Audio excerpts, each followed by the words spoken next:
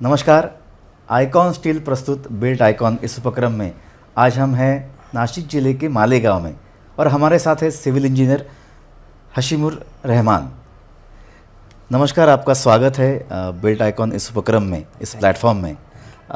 हम जानना चाहेंगे आपकी एजुकेशन के बारे में। आपने शुरुआत कैसे की सिविल लाइन में आने के लिए?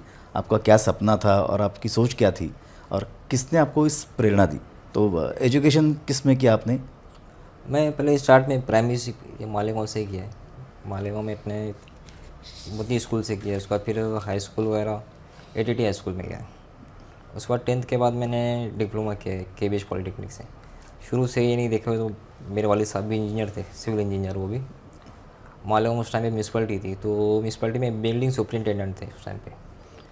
तो एक्चुअल में देखा है तो वही मेरे लिए एक इंस्पिरेशन रहा है। इंस्पिरेशन तो आपके मतलब आपके पिताजी भी इसी लाइन में हैं, सिविल इंजीनियर है। हाँ। और उनकी ही प्रेरणा आपको मिली और आपने इससे शुरुआत की।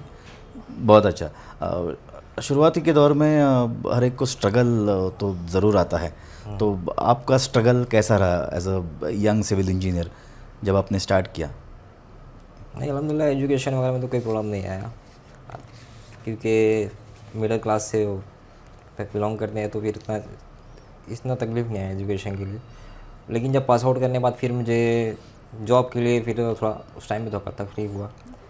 तो आपको पहला जो प्रोजेक्ट आपको मिला तो उसका स्ट्रगल कैसा था फिर? मतलब उसके बारे में आपको मतलब आपने क्या क्या उसके लिए ट्राई किया, क्या क्या किया उसके आप? 2008 में पास आउट करने के बाद फिर मैंने कुछ कोर्सेज़ वगैरह किया एडवोकेट वगैरह में। उसके बाद फिर अपने ओएसिस कंस्ट्रक्शन है, उनके पास में मैंने कुछ 6-8 महीना जॉब किया। उसके बाद फिर वो मालेगांव कैंप में दीपक मोदी के पास में 6-8 महीना जॉब किया। उसके बाद फिर मैं मुंबई चला गया। 2012 में मुंबई गया, फिर जब से कंटिन्यू समझ लो 2020 तक के लॉकडाउन तक के मुंबई में जॉब किया। शिराजी कंस्ट्रक्शन में 2012 से लेके कुछ 13-14 तक जॉब किया। उसके बाद फिर ने महालक्ष्मी कंस्ट्रक्शन 2013 से लेके फिर 2020 तक का महालक्ष्मी कंस्ट्रक्शन में कंटिन्यू काम किया वहाँ पे।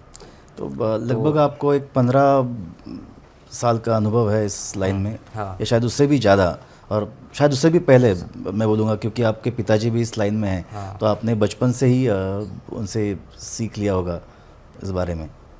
तो वो कुछ यादें आप बता सकते हैं? और मुझे थोड़ा थोड़ा याद है बचपन में साइट पे गए थे पिताजी के साथ? साइड पे तो नहीं आता था, क्योंकि उस टाइम में मेरे वो बिल्डिंग सुपरिटेंडेंट थे, तो कॉर्पोरेशन म्यूनसिपलिटी में तो उस टाइम पे तो साइट एग्जीक्यूशन वाला तो उस टाइम पे नहीं करते थे, तो प्लानिंग वगैरह करते थे। तो घर पे बैठ के प्लानिंग वगैरह करते थे। तो उस टाइम पे हैंड ड्राफ्टिंग चलता था। अच्छा। तो हैंड ड्राफ्टिंग करते मेरे वाले सबको बैठ के करते देखता था, अच्छा लगता था। जब से थोड़ा वो उस टाइम पे इंस्पिरेशन मिला, देख के अच्छा लगता था। उनके साथ में बैठ के रात में जब काफ़ी देर तक बैठे रहते तो काम को ज़्यादा रहता था, तो हैंड ड्राफ्टिंग में वैसे ही बहुत टाइम लगता था। ओके। तो उनके साथ में वो थोड़ा सीखने मिला उस टाइम से भी। आपके फील्ड में ज़्यादातर अनस्किल्ड लेबर्स ज़्यादा रहते हैं। तो उनके लिए मतलब आप क्या क्या प्रिकॉशंस लेते हैं? बिकॉज कभी कभी इंसिडेंट्स हो सकता है, एक्सीडेंट हो सकता है, बिकॉज ऑफ मतलब उनका उतना ट्रेनिंग नहीं रहता। तो उनके सेफ्टी के लिए आप क्या क्या प्रिकॉशंस लेते हैं? देखो, मुंबई में जब तक थे तब तो वहाँ पे सेफ्टी का अलग से एक सुपरवाइज़र रहता था, सेफ्टी ऑफिसर रहता था। लेकिन मालेगांव में इस लेवल पे काम नहीं होता है। और जो देखना है तो साइट इंजीनियर और कोई सेफ्टी वगैरह A to Z total site engineer देखने वाला है। तो जितना हो सकता है हम लोग उनको अवेयर करते रहते हैं। और अल्हम्दुलिल्लाह अभी तक तो कोई साइट पे ऐसा कुछ एक्सीडेंट नहीं हुआ है मालेगांव में। ये रही लेबर्स की बात। अब जो दूसरी जो साइड रहती है वो रहता है क्लाइंट या कस्टमर जिसको हम बोलते हैं। तो वो हमेशा बोलते हैं कि भाई कम दाम में मुझे अच्छी क्वालिटी चाहिए। ये बजट वर्सेस क्वालिटी आप कैसे सिचुएशन हैंडल करते हैं? वो देखो, बजट का ऐसा कि मैं क्लाइंट को क्लियर बोलता हूँ कि देखो, कंस्ट्रक्शन में जो कॉस्ट लगनी है वो लगनी है। इसमें आप कितना भी कम कर सकते हैं, तो बहुत हुआ तो आप ज़्यादा से ज़्यादा 2% 5% इतना कम कर सकते हैं। क्वालिटी को कंप्रोमाइज़ करके तो इतना बचा कोई फ़ायदा नहीं है। आपको जो करना है इंटीरियर में करना है तो इसका आपका ख्वाब रुका दो, क्योंकि कुछ देखो, दो चीज़ होती है, एक आपकी ज़रूरत होती है, एक आपकी ख्वाहिश होती है। कंस्ट्रक्शन आपकी ज़रूरत है, इंटीरियर में जो खर्चा करना है वो आपकी ख्वाहिशात है। तो ख्वाहिशात को रुका दो, ज़रूरत कंप्लीट कर लो। ओके, ये अपना वो है अचीव। बहुत बढ़िया। किसी की ज़रूरत होती है तो किसी की ख्वाहिश होती है। अब आपके ख्वाहिश के बारे में हम पूछेंगे, आपका विज़न क्या है? मतलब आप मालेगांव से हैं, नासिक ज़िले से हैं, तो नासिक ज़िले के बारे में, मालेगांव के बारे में आपका विज़न क्या है एज अ न्यू इंजीनियर कि कैसा और डेवलपमेंट आपको आप देखना पसंद करेंगे? देखना तो बहुत कुछ आते हैं, लेकिन आपका सपना क्या है? मतलब गालिब का शेर है ना, हज़ारों ख्वाहिशें ऐसी कि हर ख्वाहिश पे दम निकले। बहुत निकले मेरे अरमा, मगर फिर भी कम निकले। तो बहुत बढ़िया, वो बहुत कंप्लीट बढ़िया। तो नहीं हो सकती, ख्वाहिशात बहुत सी है, लेकिन हौसला तो रख सकते हैं। बस एक उम्मीद रहती है। बहुत बढ़िया। तो आपने आज तक जितने सारे प्रोजेक्ट्स किए हैं, तो उसमें से आइकॉनिक प्रोजेक्ट आपका कौन सा था जो सबसे यादगार था, आपके दिल के करीब था? मालेगांव में आने मतलब तकरीबन मैंने 5 साल में कुछ 15 से 17 प्रोजेक्ट किए, कंप्लीट किए। हम्म, इसमें देखा है तो सब मालेगांव में सब इतना कुछ आइकॉनिक नहीं हो पाता है, क्योंकि ये यहाँ पे कुछ वो हिसाब का काम नहीं है, यानी कंस्ट्रक्शन हाई लेवल का नहीं है, हम्म। यानी बड़े मास प्रोजेक्ट वैसा कुछ नहीं चलते, नहीं, स्मॉल रेजिडेंशियल लेकिन बिल्डिंग वगैरह जो है। आपको बहुत अच्छा लगा लेकिन और हाँ, जिसके उसमें लिए क्लाइंट ने बहुत अच्छा आपको फीडबैक भी दिया होगा, ऐसा इसमें कौन सा है? एक प्रोजेक्ट है जैसे मुझे, जिसको मैं बोल सकता हूँ कि मेरे लिए बहुत थोड़ा हट के था वो मालेगांव में। बताइए। मैं फारूक मेंबर, एक मोमिनपुरा में एक साइड है हमारा, फारूक कुरैशी, वो कारपोरेटर उधर के, तो उनका बिल्डिंग था G+2 था। तो एलिवेशन में काफ़ी, उसमें काफ़ी स्टील डिज़ाइन में, फैब्रिकेशन में कुछ अच्छा खासा उसमें वो किया है एलिवेशन में। कुछ डिटेल नहीं बता पा रहा हूँ। No problem. अभी जो डेवलपमेंट हो रहा है पूरे मतलब शहर का, ज़िले का, तो उसमें प्रशासन की एक अहम भूमिका रहती है। तो आपके सोच में प्रशासन को मालेगांव के लिए, नासिक ज़िले के लिए डेवलपमेंट कैसी करनी चाहिए? आपके कुछ विचार है, आपकी कुछ सलाह है प्रशासन के लिए? प्रशासन के लिए तो खाली एक ही सलाह है कि बस करप्शन फ्री रहेगा तो सब डेवलपमेंट हो जाएगा, क्योंकि बजट रहता है, सब रहता है, लेकिन करप्शन इसको तोड़ देता है डेवलपमेंट को। ओके, बहुत अच्छी बात की। मतलब करप्शन कम ही होना चाहिए और अच्छा डेवलपमेंट होना चाहिए। और एज अ अच्छी डेवलपमेंट सिर्फ जगह नहीं तो कम्युनिटी भी अच्छी होनी चाहिए, और इम्यूनिटी है तो कम्युनिटी है।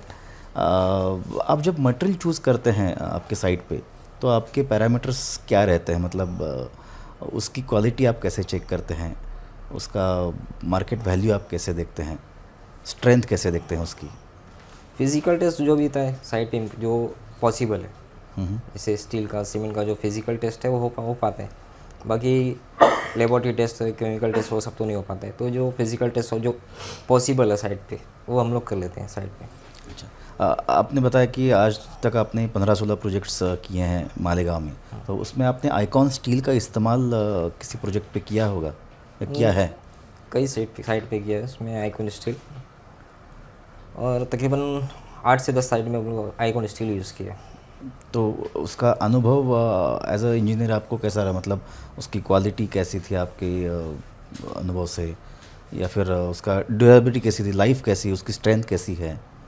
बेस्ट है वही, हम लोग साइट पे जो भी ना फिज़िकल टेस्ट करना कर सकते हैं वो करते हैं। तो हम लोग स्टील का भी साइट पे फिज़िकल टेस्ट किए, बैंड टेस्ट किए, दूसरे स्टील का, आइकॉन स्टील का। तो अब तक तो बेस्ट ही लगाया हमारे को उसका से आइकॉन स्टील। ओके, और जाते जाते एक आखिरी सवाल, जैसे आप भी एक यंग इंजीनियर है और बहुत सारे नए इंजीनियर्स इस फील्ड में आ रहे हैं, अभी डिजिटल का ज़माना है, तो बहुत सारे कुछ लोग सीख रहे हैं नई नई टेक्नोलॉजी। तो आपका एक विचार क्या है इस क्षेत्र के बारे में, इस फील्ड के बारे में, और जो नए बंदे इसमें आ रहे हैं तो उनके लिए आप क्या सलाह देंगे कि भाई कैसे, किस सोच से इस फील्ड में आना चाहिए उनको? देखो, हार्ड वर्किंग करना है, ये तो किस्मत एक हद तक आपका साथ देती है। उसके बाद जो करना है आपको करना है। किस्मत आपको घर बैठ के लाके नहीं देती है, हार्ड वर्किंग आपको करना पड़ेगा। किस्मत एक हद तक काम करेगी, उसके बाद फिर आपको छोड़ देगी, लेकिन हार्ड वर्किंग का कोई एंड नहीं है। जब आप तक हार्ड वर्किंग करेंगे काफ़ी आगे जाएंगे। बहुत बढ़िया।